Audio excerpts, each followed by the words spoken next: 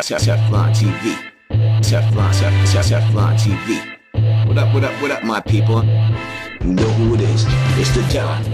Tony Teflon. House Teflon. We pull the string. It's the Don.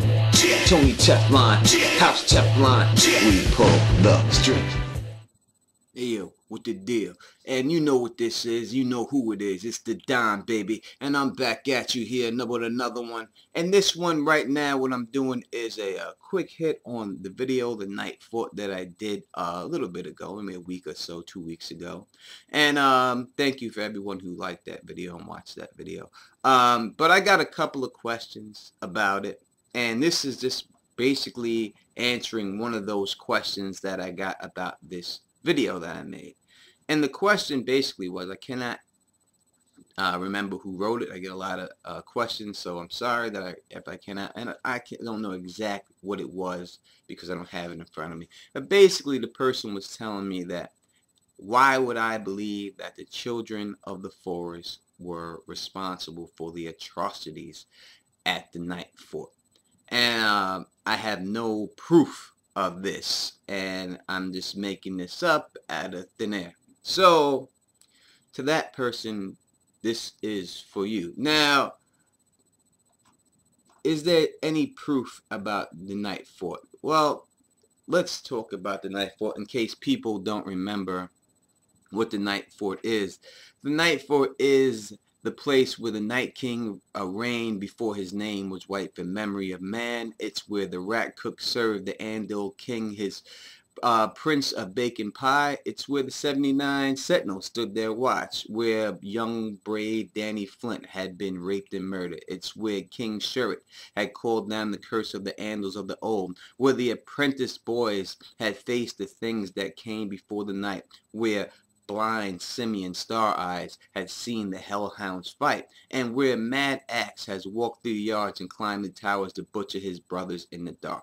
That is certain things that have happened there at the night fort itself, and that is what gives the night fort its bad name. Now the night fort, I mean, the things that have happened here, the bad things that have happened here, mostly happen to people who for no reason just flip out for no reason and commit these atrocities.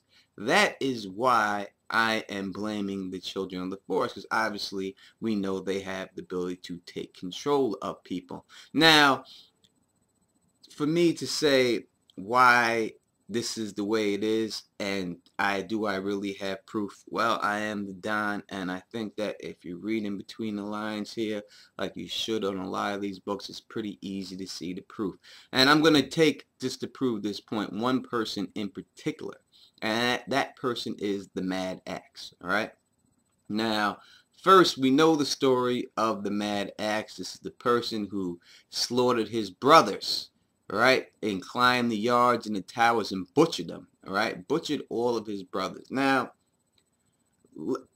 for me to say that the Mad Axe is this reason I can prove this, I must have something, right? So here's what I have. First, let's look at the dictionary definition of mad in use in this particular context, and it is unable to think in a clear or sensible way.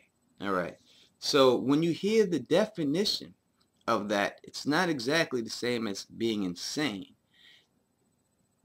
This person is unable to think in a clear way, which it could be used as someone taking over somebody's body. Now, further proof, which I think is pretty easy for me to say and pretty easy for me to point out, is his actions himself.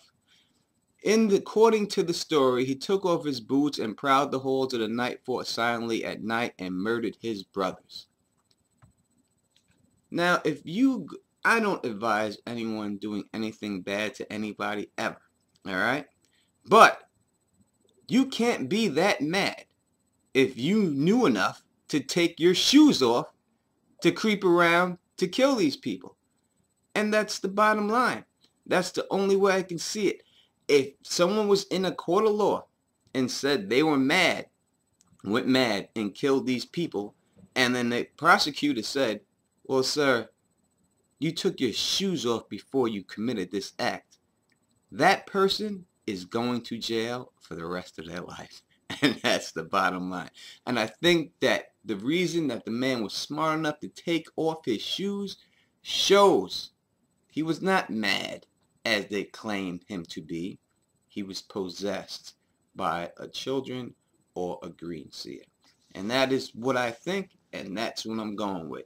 So, as I said before, if you like this, please subscribe, thumbs up it, tell your peoples about me. Sorry this is so short, but we got Game of Thrones dropping tomorrow, and I've given you all my stuff that I'll be doing. So until next time, peace, and stay sexy.